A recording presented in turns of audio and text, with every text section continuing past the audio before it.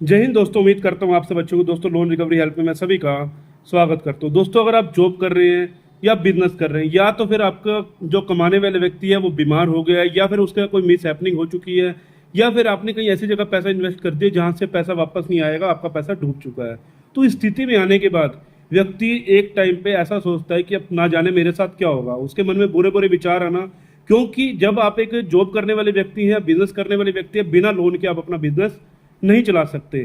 तो ये दिक्कत प्रॉब्लम आप लोगों के साथ तब बन जाती है जब आप उनकी लोन की किस्तें नहीं भर पाते हैं। हमारा जो चैनल है, हम आपको इस चैनल के माध्यम से बताने की कोशिश करते हैं, अगर आपसे लोन की किस्त नहीं भरी जा रही तो इसमें आपको ऐसा क्या करना चाहिए कि आपको ज़्यादा हरासमेंट भी ना हो और आप आसानी से इन चीज़ों से बाहर निकल जाएं और समय पर आप इसकी सेटलमेंट या उसको फोरक्लोज करवा लें। अगर आप चैनल पर पहली बार है तो चैनल को सब्सक्राइब करने के साथ वीडियो को एक लाइक करना और शेयर करना उन लोगों को जो इसमें लोन की किस्त नहीं भर पा रहे हैं और परेशान है। ज़्यादा से ज़्यादा शेयर करना वीडियो को। बाकी दोस्तों मेरा नंबर आपको स्क्रीन के ऊपर दिख रहा है, कॉल बुकिंग का नंबर रहता है। किसी भाई को लीगल प्रोसेस में आगे बढ़ना हो तो आप हमसे संपर्क कर सकते हैं। हमारे पास एडवोकेट की टीम रहती है, तो और कोई भी जानकारी लेनी हो तो आप हमसे कॉल बुकिंग के माध्यम से ले सकते हैं। दोस्तों देखो, सबसे पहले हम बात कर लेते हैं जो ये जॉब वाले व्यक्ति को या बिजनेस करने वाले व्यक्ति को अधिकतर लोन जो भी प्रोवाइड होते हैं, अनसिक्योर्ड लोन प्रोवाइड होते हैं। अनसिक्योर्ड लोन कौन से? जिसमें आपने बैंक को किसी भी तरह का कोई एसेट गिरवी नहीं रखा होता, ना ही कोई प्रॉपर्टी है, ना ही किसी प्रकार का कोई दस्तावेज आपने उनको दे रखा है जो कि जिस कारण वो आपका जो अटैचमेंट करके उसको वापस ले सके। ये सारे के सारे जो आपको लोन मिले हैं आपके पैन कार्ड के, आपका जो सिविल है उसके बेस पर मिले हैं। आपने उनको आधार कार्ड दिखाया, पैन कार्ड दिखाया, इंस्टेंट लोन आपने लिया। अब इंस्टेंट लोन जो से हैं जो आपके प्राइवेट बैंक से या फिर आपके गवर्नमेंट बैंक से या फिर तमाम तरीके से क्रेडिट कार्ड के लोन हैं, तो अब इसके साथ हम ऐसा क्या करें कि हमारी सारी की सारी टेंशनें दूर हो जाए, क्योंकि इसका जो प्रोसेस होता है रिकवरी का बहुत ज़्यादा टेढ़ा होता है। लोगों ने बहुत सारी वीडियोस देखी होंगी रिकवरी वालों की, हरासमेंट की, तमाम तरीके की वीडियोस आपके सामने होते हैं, जिस प्रकार आप लोग बहुत ज़्यादा डर जाते हैं कि हमारे घर पे कोई व्यक्ति ना आ जाए, कोई हल्ला गल्ला ना करते, कोई ऐसी वैसी बदतमीजी ना करते हमारे साथ। तो बहुत सारे लोग इन चीज़ों में परेशान हो जाते हैं। तो अब आपको ये समझना है स्टेप बाय स्टेप कि आप इन चीज़ों से कैसे बाहर निकल सकते हैं, क्योंकि निकलने के तरीके बहुत हैं। अगर आपको अच्छी गाइडेंस मिल जाए, आप एक अच्छे तरीके से बाहर निकल जाएं, तो आपको कोई दुख ना हो, आप आसानी से इन टेंशनों को खत्म कर दें। देखो दोस्तों, हम सबसे पहले बात कर लेते हैं आप कुछ एनबीएफसी कंपनियां और कुछ ऐसी पेडे कंपनियां जो कि आपको वन मंथ के लिए लोन दे रही हैं और आपने उन कंपनी से लोन ले रखी हैं। कई कई ऐसे ऐसे व्यक्ति हैं, एक लोन को चुकाने के चक्कर में दूसरा लोन, दूसरे लोन को चुकाने के चक्कर में तीसरा, तीसरे को चुकाने के चक्कर में चौथा, ऐसे करके तमाम तरीके से लोन। सबसे पहले आपके जो एनबीएफसी से या कोई बैंकिंग से लोन चल रहे होते हैं, फिर कोई मुसीबत आने की वजह से आप क्या करते हैं, पेडे लोन लेना शुरू कर देते हैं। और पेडे लोन की संख्या इतनी हो जाती है आप वन मंथ वाली कि आप एक को चुकाने के चक्कर में दूसरा ही ले रहे होते हो, ये एंड हो जाता है। फिर उसके बाद एंड पे आप साथ इतनी ज़्यादा दुर्व्यवहार हो जाता है, आप इतने ज़्यादा परेशान हो जाते हो, अंत आपका ये हो जाता है डिफॉल्ट। डिफॉल्ट होने का कारण यही है कि आपके मल्टीपल लोन हो जाना। सिंगल लोन व्यक्ति डिफॉल्ट नहीं करता, आसानी से किस्त दे देता है। हाँ, मिस हैपनिंग हो जाए तो बात अलग है। अगर मिस हैपनिंग नहीं है, व्यक्ति के पास कमा रहा है, तो वो अपने सिंगल लोन को भी डिफॉल्ट नहीं करता। जब मल्टीपल लोन हो जाते हैं उनके ऊपर बोझ बढ़ जाता है। क्रेडिट कार्ड भी है, आपके लोन भी हैं, पेडे लोन भी हैं, कार लोन भी चल रहा है, व्हीकल लोन जो आपका होम लोन भी चल रहा है। अब इतने सारे लोन चल रहे हैं। अब बीच बीच में पेडे लोन आ गए, जिसको आपने 25,000 का लोन लिया, 35,000 रुपये भरने हैं। आपने 15,000 का लोन लिया, आपने 25,000 रुपये भरने हैं। तो एक सर्कल में आप गिर चुके हो बुरी तरह से। अगर आप मेरी वीडियो देख रहे हो, अगर आपके पेडे लोन हैं या फिर आपके जो आपके महीने के हिसाब से जो आपकी बनती है ईएमआई के हिसाब से एक एक साल के लोन है, तो तब भी मैं आपको इसमें पूरी गाइडेंस देने वाला हूँ कि अब आपको इन चीज़ों से कैसे निपटना है, कैसे बाहर निकलना है। देखो दोस्तों, अगर आप लोन डिफॉल्ट करने की सोच रहे हो, आपको लगता है कि मैं अगले महीने से किस्त नहीं भर पाऊंगा, या फिर आपने 2-3 महीने से लोन की किस्त नहीं भरी है और आप लोगों को बहुत ज़्यादा टॉर्चर किया जा रहा है लोन कंपनी के रिकवरी एजेंटों के माध्यम से, कॉल के माध्यम से, तो पहले मैं आपको बता देता हूँ जो ये लोन कंपनी का क्राइटेरिया रहता है आप लोगों को हराश करके परेशान करके पैसा लेने का, वो हो जाता है आपका 90 दिनों का। 90 दिनों का क्राइटेरिया क्यों होता है आपको ये समझना होगा। आपका 90 दिनों तक आपका अकाउंट एनपीए नहीं होता, और बहुत सारे लोग हैं उनको यही नहीं पता कि एनपीए का मतलब क्या होता है। देखो दोस्तों, एनपीए का मतलब होता है नॉन परफॉर्मिंग एसेट। अगर आपका अकाउंट एनपीए में चला जाता है तो इसके बाद क्या होता है, बैंक से आपको फ्यूचर में आपको लोन लेने में तंगी होती है। तंगी ऐसी होती है कि बैंक को आपसे किसी प्रकार का लाभ नहीं मिल रहा, उन्होंने स्टैंप लगा दिया कि भैया आपका अकाउंट एनपीए कर दिया। अब एनपीए के बाद ही सारा प्रोसेस शुरू होता है। असली प्रोसेस जो है एनपीए के बाद होता है। एनपीए से पहले सिर्फ वो सिर्फ टॉर्चर हरासमेंट ही होती है।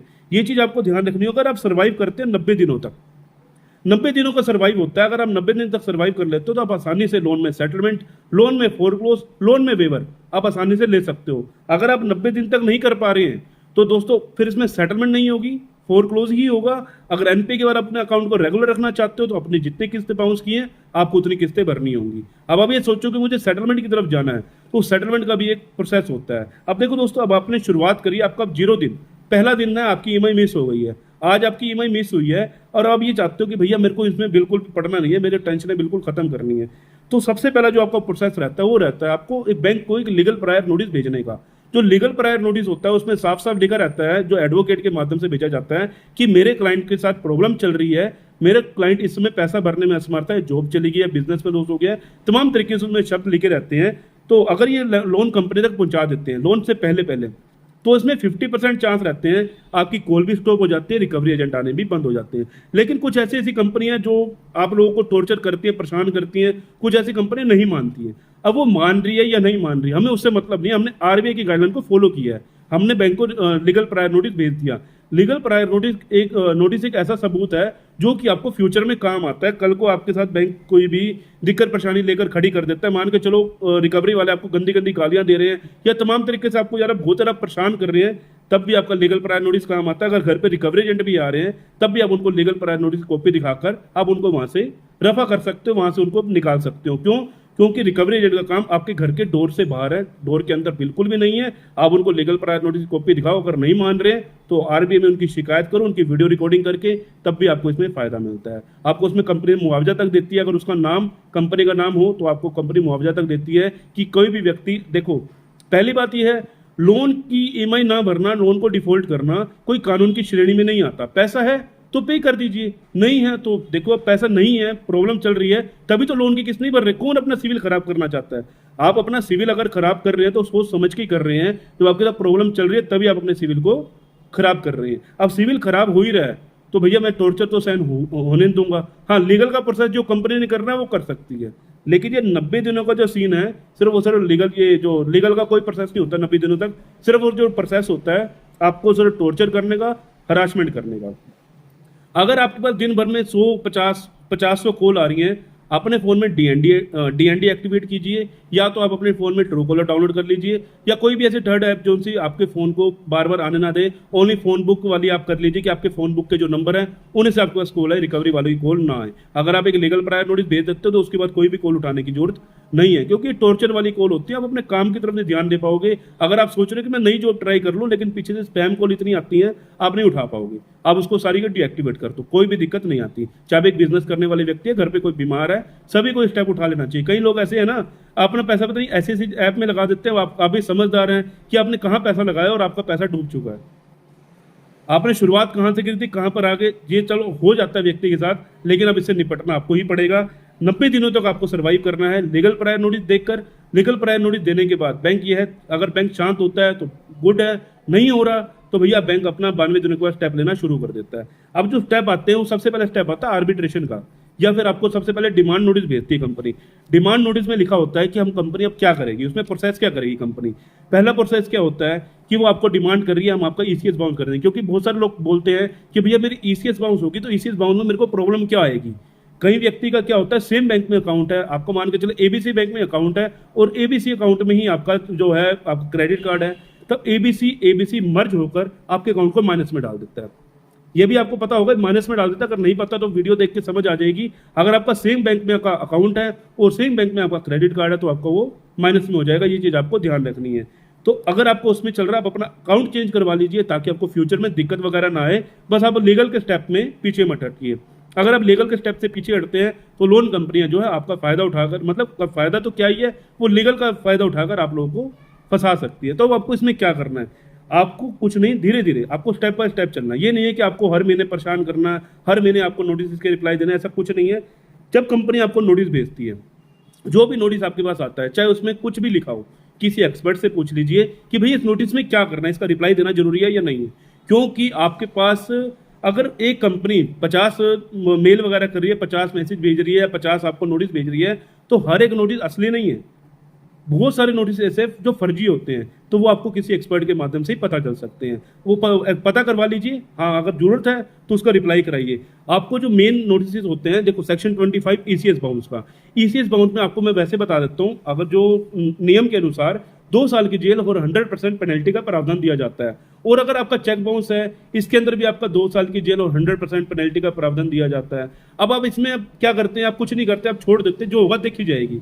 देखो दोस्तों, इस समय नियम थोड़े स्ट्रिक्ट है, आप थोड़ा समझने की कोशिश कीजिए। जो नियम पहले होते थे, लोग क्रेडिट कार्ड को डिफॉल्ट करते थे, अरे कुछ नहीं होता, जो होगी देखी जाएगी, अब क्रेडिट कार्ड के ऊपर भी केस होने शुरू हो चुके हैं। तो ये चीज आपको ध्यान रखनी है, 2026 का टाइम चल रहा है, बहुत आगे बढ़ रही है, तो अब आपको ये चीजें देखनी है। अगर आप डिफॉल्ट कर रहे हो तो आप एक अच्छे समझदार व्यक्ति है ना, तो समझदार व्यक्ति को अपने नोटिस के रिप्लाई जरूर करवा देनी चाहिए। हर एक नोटिस के जो कि मेन है उनके रिप्लाई करवाते रहिए, चाहे आपका डिमांड नोटिस आ रहा है, सेक्शन 25 का आ रहा है, आर्बिट्रेशन का नोटिस आ रहा है, या तमाम तरीके से कोई भी नोटिस आपके पास आ रहा है। सेक्शन जो अगर आपने चेक दे रखा है तो 138 का भी आ सकता है, उसका भी रिप्लाई करवाइए। चेक बाउंस में बहुत ज़्यादा लोगों के पास दिक्कतें, आजकल पीछे वो वीडियो वायरल हुई थी जो चेक बाउंस की, जो एक वीडियो बहुत ज़्यादा वायरल हुई थी, तो चलो मैं किसी का नाम नहीं लेना चाहता, जो भी है जिसके साथ जो भी हुआ है वो चलो बाहर है इस समय, बहुत अच्छी बात है। बाकी मैं आपको जो चीज़ जानकारी देना चाहता हूँ, जो भी स्टेप है आप स्टेप बाय स्टेप चलिए। देखो, लोन कंपनी आपको 6 महीने या 7 महीने तक पूरा नोटिस वगैरह भेजती है, लेकिन अब लोन कंपनी के पास एंड में कुछ भी नहीं है, उनके हाथ खड़े हैं। अगर उन्होंने आर्बिट्रेशन में आपने नहीं करा तो भैया वो ऑब्जेक्शन आप नहीं लगा रहे तो वोट पास करके आपके अकाउंट से पैसा निकाल लेंगे, वो किसी ना किसी अकाउंट के अंदर मर्ज कर आपका लीन लगा देंगे, और लीन लगाने के बाद आपका पैसा वो खा जाएंगे। तो ये मत कहना कि भैया ये कैसे खा लिया, उन्होंने वोट पास कर दिया जिस कारण आपको प्रॉब्लम आई है। सेक्शन 25 में उन्होंने आपको सम्मन जारी करवा दिया, तो भैया इसके अंदर आपको वारंट भी आ सकता है। पहले आपको नॉन बेलेबल वारंट आएगा, फिर पहले आपको बेलेबल वारंट आएगा, फिर आपको नॉन बेलेबल वारंट आएगा, फिर जेल के दर्शन भी करने पड़ सकते हैं। तो इग्नोर मत करें, सिर्फ एक समझदार व्यक्ति को इग्नोर नहीं करना चाहिए। इग्नोर करोगे, जितना आप इग्नोर करोगे उतना ही लोन कंपनी आपको और ज्यादा परेशान कर सकती है आने वाले समय पर। आपने नोटिस के रिप्लाई देने हैं।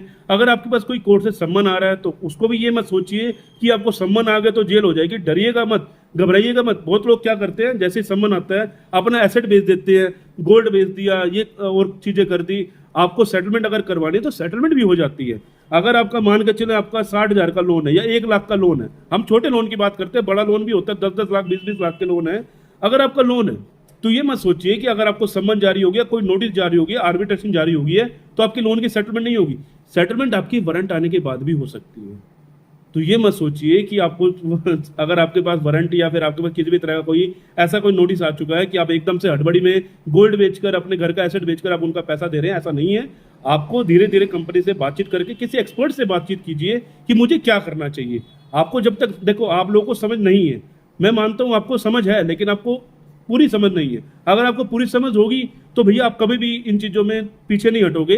आपको पता है मुझे क्या करना है। जब आपको स्टेप का पता होगा तो आप इन चीज़ों में कभी मार नहीं खाओगे, प्यार से सेटलमेंट की तरफ ले जाओगे अपने केस को। सेटलमेंट अगर आपको लेके जाना है, आप लोग कहते हैं कि एनपी के बाद सेटलमेंट हो जाती है। हाँ, एनपी के बाद सेटलमेंट हो जाती है, लेकिन अच्छे ऑफर नहीं मिलते। अच्छे ऑफर मिलते हैं आपको 8वें महीने, 7वें महीने, राइट ऑफ के बाद, 8वें 9वें महीने के बाद ही आपको अच्छे ऑफर मिलते हैं। अगर आपको 1 लाख के लोन को 30,000 रुपये में खत्म करना, उसको सेटलमेंट बोला जाता है। अगर आपको अपने 1 लाख के लोन को, जो आपका पेनल्टी लगा के 1,40,000 कर दिया है, अगर आप 1 लाख 2,000, 1 लाख 3,000 में खत्म कर रहे हैं, या पूरा 1 लाख प्रिंसिपल अमाउंट दे रहे हैं, वो फोरक्लोज बोला जाता है। इससे आपका सिविल खराब नहीं होता। अगर आपको अपने सिविल की, देखो पहले आप परेशान है, अगर आप अपने सिविल की तरफ ध्यान देंगे तो दोस्तों आपको अपने सिविल की तरफ ध्यान देना, तो आपको पूरा फोरक्लोज करवाना होगा।